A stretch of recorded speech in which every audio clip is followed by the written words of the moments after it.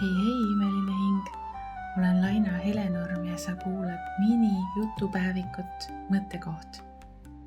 Olles üle 20 aasta valgustumise teekonnal, jagan teiega mõtteid. Miks just miniversioon?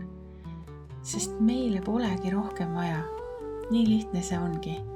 On vaja võtta üks teema ja sellesse iseseisvalt süveneda. Meie aju mitmeid teemasid korraga nii ehk naa sügavalt läbi ei võta, mistõttu see 5 minutit annab palju võimsama tulemuse kui 10 pikka podcasti.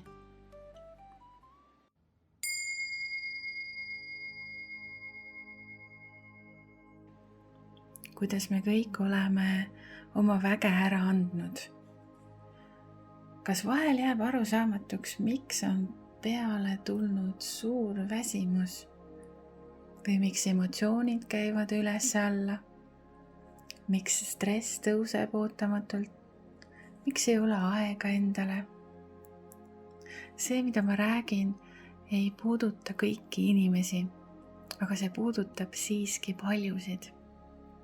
Ja me kõik oleme ühel või teisel viisil sellega kokku puutunud. Väsimus, stress, see kõik kuhjub siis, kui oleme pikka aega andnud ära oma väge, oma energiat, andnud ära oma väge teistele, teiste arvamustele, teiste emotsioonidele, teiste ebaküpsele käitumisele. Aga teised inimesed võiksid olla hoopis ühenduse ja inspiratsiooni allikaks. Ma olen palju kordi rääkinud, et on vaja vastutus võtta oma elu eest. Ja vastutuse võtmisega suuname fookuse sellele, mida me teha saame, mitte sellele, mida me teha ei saa.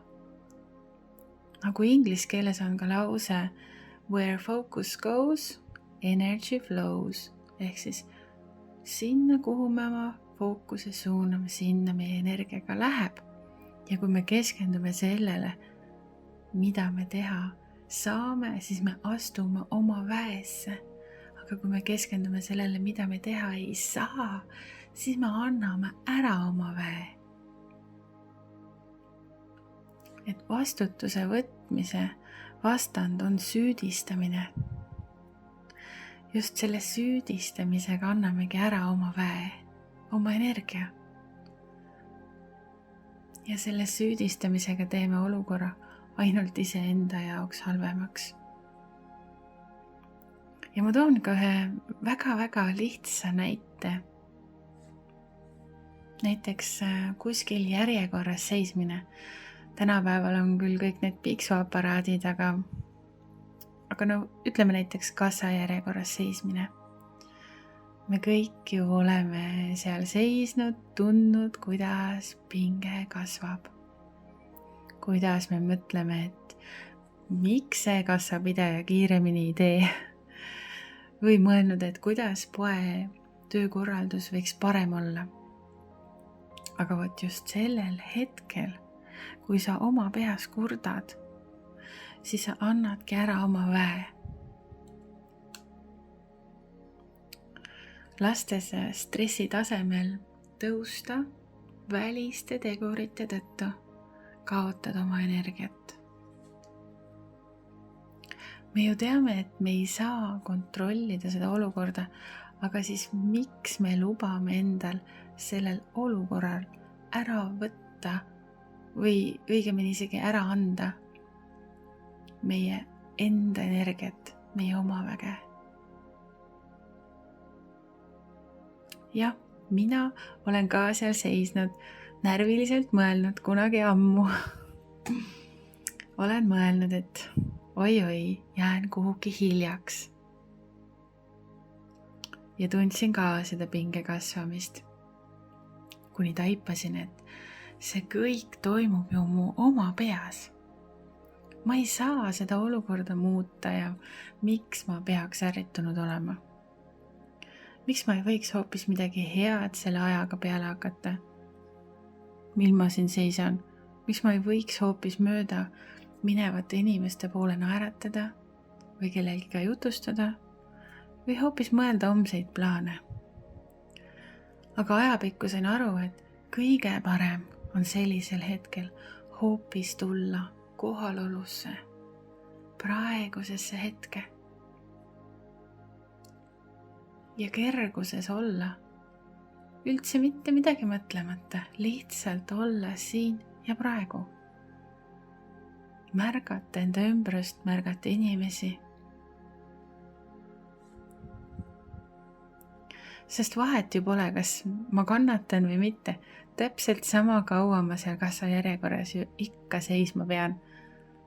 See, mida ma tunnen, on mu enda valik.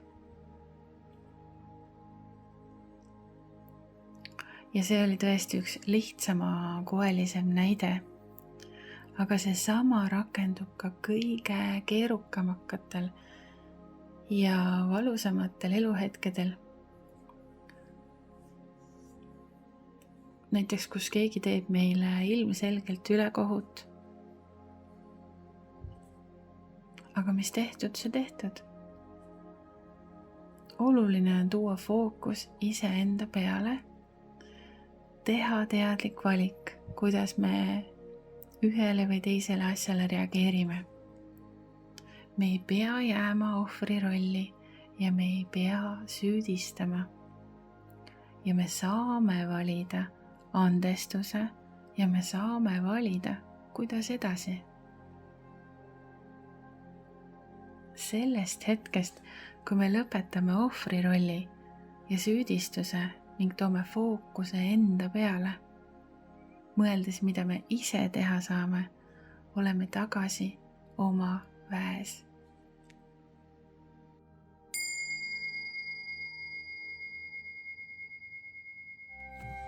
Sa kuulasid mini-jutupäevikut Mõttekoht. See pole juhus, et sa seda videot näed. See oli sõnum sulle. Võta sellest maksimum. Järgmine osa juba järgmisel pühapäeval.